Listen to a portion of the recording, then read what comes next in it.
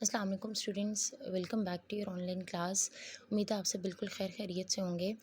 हमने first lecture के अंदर डिस्कस किया था introduction to biological molecules and importance of carbon. हमारा सेकंड जो टॉपिक है that is importance of water, जिसको आज हम डिस्कस करेंगे। सो स्टूडेंट्स, ये कहा जाता है कि वाटर जो है it is the medium of life. Medium of life से मुराद कि ये हमारी लाइफ के लिए बेहद ज़रूरी है, बिकॉज हमारी लाइफ के जितने भी बायोलॉजिकल प्रोसेसेस वगैरह हैं, लाइक हमारा जो है वो न्यूट्रिएंट्स की एब्जॉर्प्शन वगैरह है, वेस्ट रिमूवल वगैरह है, ये जो भी प्रोसेसेस वगैरह हैं ये सारे वाटर की प्रेजेंस के अंदर हो रहे होते हैं। Most abundant compound in the living organism, के वाटर जो है वो एक लिविंग ऑर्गेनिज्म के अंदर सबसे ज़्यादा पाया जाने वाला कंपाउंड है। एंड इसकी परसेंटेज जो है ऑलमोस्ट वेरी करती है, डिफरेंट ऑर्गेनिजम्स के अंदर डिफरेंट होता है। 65 to 89% जो है ये ऑलमोस्ट डिफरेंट ऑर्गेनिजम्स के अंदर वेरी करता है, कि किसी के अंदर 65 से 89 के दरमियान प्रेजेंट होगा। एंड एग्जैक्ट परसेंटेज जो है वो हमारे पास ब्रेन टिश्यूज़ की है, कि ब्रेन टिश्यूज़ में ये 85% होता है एंड बोन टिश्यूज़ में ये 20% होता है। नेक्स्ट इसकी कुछ प्रॉपर्टीज़ वगैरह की बात करें कि जो वाटर को बहुत ज़्यादा इंपॉर्टेंट बनाती हैं, या जो वाटर के इंपॉर्टेंस में बहुत ज़्यादा किरदार अदा करती हैं। वाटर की सबसे पहली प्रॉपर्टी है सॉल्वेंट प्रॉपर्टीज़। कि सो स्टूडेंट्स, वाटर जो है इसको यूनिवर्सल सॉल्वेंट भी कहा जाता है, बिकॉज वाटर बहुत ज़्यादा कंपाउंड्स को अलाउ करता है। ऑलमोस्ट यूनिवर्स के अंदर मैक्सिमम कंपाउंड्स वगैरह जो है उनको अलाउ करता है कि वाटर के अंदर इजीली डिजॉल्व वगैरह हो सकें। It is solvent of polar and ionic compounds, कि जितने भी पोलर कंपाउंड्स वगैरह हैं या जितने भी आयनिक कंपाउंड्स वगैरह हैं वो इजीली इसके अंदर डिजॉल्व हो सकते हैं। Water dissociate polar substances into ions and randomly move with their ions, कि वाटर इजीली पोलर सब्सटेंसेस जिनकी इजीली पोल्स बन सकते हैं, लाइक नेगेटिव और पॉजिटिव आइंस वगैरह बन सकते हैं, उनको आइंस में ये डिसोसिएट मतलब उनको सेपरेट कर देगा, और फिर इजीली वो क्या करेंगे, वाटर के अंदर रेंडमली मूव कर सकते हैं। और इसी एबिलिटी की वजह से ये जो रेंडमली पानी के अंदर चीज़ें जो हैं जब वो अपने आइंस के अंदर सेपरेट हो जाती हैं और मूव कर देती हैं, इसी एबिलिटी की, यही वाटर की एबिलिटी जो है वो अलाउ करती है कि सेल के अंदर जितने भी रिएक्शंस हैं वो इजीली हो सकें। And water it is the non solvent of non polar substances. Students, हमें पता है कि वाटर जो है, क्योंकि वो एक पोलर सब्सटेंस है, तो वो सिर्फ पोलर और आयनिक कंपाउंड्स को ही अलाउ करता है कि वो उसके अंदर डिजॉल्व हो सकें। कुछ नॉन पोलर कंपाउंड्स वगैरह या नॉन पोलर सब्सटेंसेस हैं वो वाटर के अंदर डिजॉल्व नहीं हो सकते। नेक्स्ट प्रॉपर्टी है वाटर की हीट कैपेसिटी। हीट कैपेसिटी से मुराद कि हमारे पास किसी भी चीज़ का टेम्परेचर अगर हमने रेज़ करना हो तो उसके लिए जो हमें एनर्जी या हीट रिक्वायर्ड होती है। एज़ यहाँ पे हम क्योंकि वाटर की बात कर रहे हैं तो उस लिहाज से हम डेफिनेशन इस तरीके से कहेंगे कि the amount of calories required to raise the temperature of 1 gram water from 15 to 16 degree centigrade. 15 to 16 degree centigrade से मुराद के फॉर एग्जांपल अगर वाटर के 1 ग्राम का टेम्परेचर जो है वो 15 डिग्री सेंटीग्रेड है, तो हमने उसका 16 डिग्री सेंटीग्रेड तक टेम्परेचर लेके जाना है, मतलब 1 डिग्री सेंटीग्रेड टेम्परेचर हमने इंक्रीज़ करना है वाटर का। तो हम हीट कैपेसिटी को इस तरीके से भी कह सकते हैं कि वो हीट जो हमें चाहिए होती है 1 ग्राम टेम्परेचर, अगर वाटर का 1 ग्राम टेम्परेचर को हमने 1 डिग्री तक बढ़ाना है। The heat capacity of water is very high due to hydrogen bonding. Students, हमें आइडिया है कि वाटर के अंदर जो ऑक्सीजन और हाइड्रोजन मॉलिक्यूल्स होते हैं उनके अंदर हाइड्रोजन बॉन्डिंग प्रेजेंट होती है।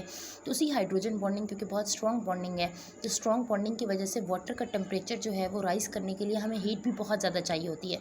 हम कह सकते हैं कि फिर वाटर की जो हीट कैपेसिटी है वो बहुत ज़्यादा होगी, क्योंकि हमें ज़्यादा हीट चाहिए वो हाइड्रोजन बॉन्ड्स को ब्रेक करने के लिए। एंड इसी हीट कैपेसिटी की एक इम्पॉर्टेंस ये भी है कि क्योंकि वाटर को ज़्यादा हीट चाहिए होती है उसका टेम्परेचर चेंज करने के लिए, तो वाटर को मोस्टली हम चीज़ों का टेम्परेचर स्टेबलाइज़ करने के लिए भी इस्तेमाल करते हैं बहुत ज़्यादा चीज़ों के अंदर। और नॉर्मली अगर अपनी बॉडी की बात करें तो हम कहते हैं कि हमारी बॉडी में फिर वाटर ही इसी वजह से ज़्यादा तादाद में प्रेजेंट होता है, ताकि हमारी बॉडी का टेम्परेचर वगैरह जो है वो बहुत जल्दी चेंज ना हो सके। हमारी बॉडी के सडन चेंजेस वगैरह जो है हमारी बॉडी में टेम्परेचर के या हीट के, उनसे फिर बचाया जा सकता है। सो स्टूडेंट्स, वाटर की जो नेक्स्ट प्रॉपर्टी है वो ये है कि heat of vaporization. Heat of vaporization से मुराद कि वो हीट जो हमें चाहिए होती है वाटर को वेपर्स में कन्वर्ट करने के लिए। वाटर जो होता है वो लिक्विड फॉर्म में प्रेजेंट होता है, तो वाटर को वेपर्स फॉर्म में कन्वर्ट करने के लिए जो हमें अमाउंट ऑफ कैलोरीज चाहिए होती हैं या जो हमें अमाउंट ऑफ हीट चाहिए होती है, उसको हम हीट ऑफ वेपराइजेशन का नाम भी देते हैं। एंड वाटर की हीट ऑफ वेपराइजेशन जो है वो है 574 किलो कैलोरीज पर kg। एंड इसकी इंपॉर्टेंस ये है कि प्लांट्स वगैरह के अंदर जब ट्रांसपायरेशन हो रही होती है तो उसमें ये जो हीट ऑफ वेपराइजेशन, जब लिक्विड जो है वेपर्स फॉर्म में कन्वर्ट हो रहा होता है तो उससे प्लांट्स को कूलिंग इफेक्ट प्रोवाइड होता है। और सेम एनिमल्स वगैरह के अंदर जब पर्सपायरेशन हो रही होती है, पर्सपायरेशन से मुराद जब एक्सक्रीट वेस्ट मटीरियल जो है वो रिमूव हो रहा होता है in the presence of water, जिसमें यूरिया, यूरिन, यूरिक एसिड सब कुछ, तो उसमें हम कहते हैं कि फिर एनिमल्स को भी ये कूलिंग इफेक्ट प्रोवाइड करता है। एंड एक और छोटी सी इन्फॉर्मेशन ये भी है स्टूडेंट्स, ये भी याद रखिएगा कि अगर हमारा 1 लीटर अगर हमारी पूरी बॉडी के अंदर फॉर एग्जांपल 1 लीटर अगर वाटर प्रेजेंट है, तो 1 लीटर के अंदर आपको पता है 1000 मिलीलीटर्स होते हैं। उस 1000 मिलीलीटर्स में से अगर हम सिर्फ 2 मिलीलीटर भी अगर हमारी बॉडी के अंदर से वाटर जो है वो रिमूव हो जाए, तो हमारी बॉडी का टेम्परेचर जो है 1 डिग्री सेंटीग्रेड तक कम हो सकता है। नेक्स्ट प्रॉपर्टी हमारे पास वाटर की है आयनाइजेशन। हमें पता है कि वाटर जो होता है उसके अंदर सेल्फ आयनाइजेशन की भी एबिलिटी होती है कि वाटर आयनाइज होकर अपने आइंस के अंदर कन्वर्ट हो सकता है, जो कि H पॉजिटिव हाइड्रोजन आइंस होते हैं और हाइड्रोक्सिल आइंस होते हैं। एंड ये रिएक्शन जो होता है ये रिवर्सिबल होता है, ये फॉरवर्ड एंड बैकवर्ड दोनों डायरेक्शंस में हो सकता है। एंड ये कहा भी जाता है कि 25 डिग्री सेंटीग्रेड के ऊपर हमारे पास जितने वाटर के मॉलिक्यूल जो है उसमें जितने हाइड्रोजन आइंस प्रेजेंट होते हैं उतने ही उसके अंदर हाइड्रोक्सिल आइंस प्रेजेंट होते हैं। लाइक वी कैन से कि 10 की पावर -7 अगर हाइड्रोजन आइंस है तो सेम 10 की पावर -7 जो है हमारे पास हाइड्रोक्सिल आइंस भी प्रेजेंट होंगे, जो टोटल सम करके हमारे पास 10 की पावर -14 बनाते हैं। एंड इसकी इंपॉर्टेंस ये है कि हमारे पास वाटर जो है ये इसी आइंस की जब आइंस बन सकते हैं तो ये केमिकल रिएक्शन जितने भी हैं उनको उनमें भी हेल्प आउट कर सकता है। और यही जो आइंस वाटर के बनते हैं ये हमारे पास काफ़ी ज़्यादा जो एसिड और बेसिक नेचर्स होती हैं केमिकल रिएक्शंस वगैरह की, उनको भी कंट्रोल करने में हेल्प करता है। And the last property of water is protection, कि जिसमें हम ये बात करते हैं कि वाटर किस तरीके से हमारी बॉडी को प्रोटेक्ट करता है। तो हम कहते हैं कि वाटर जो होता है वो इफेक्टिव लुब्रिकेंट के तौर पर काम करता है और ये हमारी बॉडी को डिफरेंट रबिंग और कोई भी अगर फ्रिक्शन वगैरह हो चुकी है तो उनसे जो डैमेजेस वगैरह होते हैं उनसे हमारी बॉडी को प्रोटेक्ट करता है। और इस प्रोटेक्शन की प्रॉपर्टी हमारे पास ये इसकी इंपॉर्टेंस ये है कि हमारी बॉडी के अंदर टीयर्स वगैरह जैसे आंखों से आंसू निकलते हैं तो वो आंसू जो होते हैं वो हमारी आईलिड्स वगैरह जो है उनकी रबिंग से प्रिवेंट करते हैं, कि आंसू निकलने से फिर क्या होता है कि हमारी आईलिड्स जो है वो आपस में रब नहीं हो पाती। एंड ऑल्सो हमारे पास ये भी है कि वाटर जो है काफ़ी ज़्यादा हमारी बॉडी के ऐसे ऑर्गन्स भी हैं जिनके इर्द गिर्द वाटर जो है, स्टूडेंट्स आपने हार्ट की एक एग्जांपल पढ़ी होगी कि हार्ट के अंदर हमारे पास जो है उसके ऊपर एक एक्स्ट्रा मेम्ब्रेन होती है जिसको पेरिकार्डियम कहा जाता है। उस हार्ट के मसल्स और वो जो पेरिकार्डियम होती है उसके दरमियान में एक फ्लूइड होता है जो पानी से मिलकर ही पेरिकार्डियल फ्लूइड जिसको कहते हैं। और इस फ्लूइड का काम क्या होता है कि जब हार्ट कॉन्टीन्यूसली पंप करेगा ब्लड को, वो कॉन्ट्रैक्ट करेगा और रिलैक्स करेगा, तो उसमें फिर क्या होगा कि हमारे पास वो जो हार्ट के मसल्स वगैरह हैं वो उस पेरिकार्डियम लेयर के साथ डायरेक्टली रब नहीं हो पाएंगे, तो दरमियान में जो फ्लूइड होता है वो उनको क्या करता है, वो उनको प्रोटेक्ट करता है। तो स्टूडेंट्स नेक्स्ट टॉपिक जो है वो हमारे पास है कार्बोहाइड्रेट्स, जिसकी लिटरल मीनिंग से मुराद इसको दूसरा नाम जो है वो हाइड्रेटेड कार्बन का भी दिया जा सकता है। हाइड्रेटेड से मुराद water and carbon, as you all know के कार्बन को हम सी से रिप्रेजेंट करते हैं। इससे मुराद ये है कि कार्बोहाइड्रेट्स जो हैं वो वाटर मॉलिक्यूल से एंड कार्बन मॉलिक्यूल से मिलकर बने हुए होंगे। इसकी एक जनरल सी एक्सप्लेनेशन इस तरीके से भी मैं दूंगी कि हमारे पास आप वाटर मॉलिक्यूल के अंदर देखें तो वाटर के अंदर हाइड्रोजन जो है वो डबल है और ऑक्सीजन उसका हाफ लाइक हाइड्रोजन ऑक्सीजन 1 है।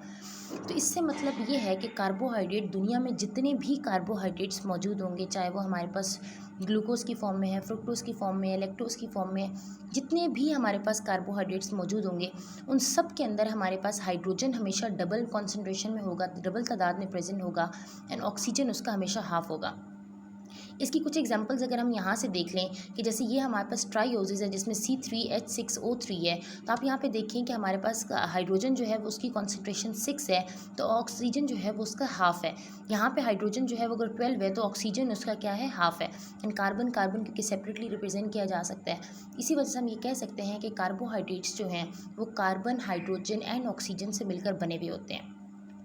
एक और बहुत इंपॉर्टेंट बात बच्चों ये है वो ये है कि the ratio of hydrogen and oxygen they are same as like in water, कि कार्बोहाइड्रेट के अंदर हमारे पास हाइड्रोजन और ऑक्सीजन की रेशियो बिल्कुल एग्जैक्टली वैसी ही होती है जैसे कि ये वाटर के अंदर होती है। आपको पता है वाटर के अंदर भी H2 होता है एंड ऑक्सीजन 1 होता है, तो सेम हमारे पास कार्बोहाइड्रेट्स के अंदर भी H2 होता है एंड ऑक्सीजन जो है वो 1 होता है। लाइक हाइड्रोजन हमेशा डबल होगा और ऑक्सीजन उसका हाफ होगा। अगर इसके जनरल फार्मूला की बात करें तो वो होता है हमारे पास CxH2OY। एक्स से मुराद कि इसके अंदर कितने नंबर ऑफ कार्बन एटम्स मौजूद हैं एंड वाई से मुराद कि इसके अंदर कितने नंबर ऑफ वाटर मॉलिक्यूल्स मौजूद हैं। जैसे कि स्टूडेंट्स हमने स्टार्टिंग में बात की थी कि कार्बोहाइड्रेट्स जो हैं वाटर एंड कार्बन से मिलकर बने हुए होते हैं। लाइक कार्बन की कॉन्सेंट्रेशन सेपरेट होती है एंड वाटर मॉलिक्यूल्स की कॉन्सेंट्रेशन जो होती है वो सेपरेट होती है।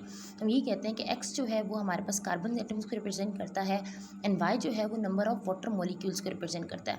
तो इसी लिहाज से अगर हम कार्बोहाइड्रेट की डेफिनेशन की बात करें तो कहा जाता है कि carbohydrates they are polyhydroxy aldehydes या polyhydroxy ketones which on hydrolysis yield polyhydroxy aldehyde और ketone subunits। पोली का मुराद होता है एक से ज़्यादा, पोली मीन्स मैनी, एक से ज़्यादा कोई भी चीज़। हाइड्रोक्सी का मतलब OH ग्रुप। हम कह सकते हैं कि इसके अंदर कार्बोहाइड्रेट्स में एक से ज़्यादा OH ग्रुप्स मौजूद होते हैं, और वो OH ग्रुप मौजूद भी कहाँ पर होते हैं, एल्डिहाइड्स या पॉलीहाइड्रोक्सी कीटोन्स, कि या ये जो OH ग्रुप्स हैं ये एल्डिहाइड्स के साथ प्रेजेंट होंगे, या ये पॉलीहाइड्रोक्सी लाइक जो बहुत ज़्यादा OH ग्रुप्स हैं ये कीटोन्स के साथ प्रेजेंट होंगे।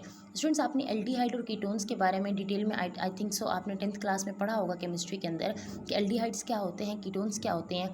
एल्डिहाइड्स का फॉर्मूला होता है R×C⋯OH, जिसमें हमारे पास R जो है वो कोई भी केमिकल कंपाउंड यहाँ पर आकर अटैच हो सकता है, एंड कीटोन्स के अंदर हमारे पास R⋅C⋯O और R होता है। एल्डिहाइड्स और कीटोन्स में मेजर डिफरेंस यहाँ पर ये होता है कि इसमें कार्बन की एक साइड पर हाइड्रोजन है वो फिक्स होता है, लेकिन इसकी एक साइड पर हमारे पास R ग्रुप प्रेजेंट होता है। ये कीटोन और एल्डिहाइड्स जो हैं ये ऑर्गेनिक कंपाउंड्स के अंदर दो फंक्शनल ग्रुप्स हैं। तो हम ये कहते हैं कि हमारे पास कार्बोहाइड्रेट्स जो होते हैं वो एल्डिहाइड या कीटोन्स के साथ OH ग्रुप जो है वो बहुत ज़्यादा तादाद में प्रेजेंट होते हैं, और अगर इन पॉलीहाइड्रोक्सी एल्डिहाइड्स या पॉलीहाइड्रोक्सी कीटोन्स की हाइड्रोलिसिस की जाए, हाइड्रोलिसिस से मुराद कि इनका वाटर के ब्रेक डाउन किया जाए by the use of water, तो इनके अंदर से कुछ पॉलीहाइड्रोक्सी एल्डिहाइड्स या पॉलीहाइड्रोक्सी कीटोन सब यूनिट्स बनेंगी, मतलब इनके अंदर से कोई छोटे छोटे मॉलिक्यूल्स वगैरह बनेंगे, वो भी उनके अंदर भी हमारे पास जो है वो हाइड्रोक्सिल ग्रुप्स वगैरह प्रेजेंट होंगे। आपके पास था थोड़ा बहुत जनरल इंट्रोडक्शन कार्बोहाइड्रेट्स का, कि कार्बोहाइड्रेट को हाइड्रेटेड कार्बन्स भी कहा जाता है। हमारे पास कार्बोहाइड्रेट का जनरल फार्मूला जो है वो CxH2O होता है।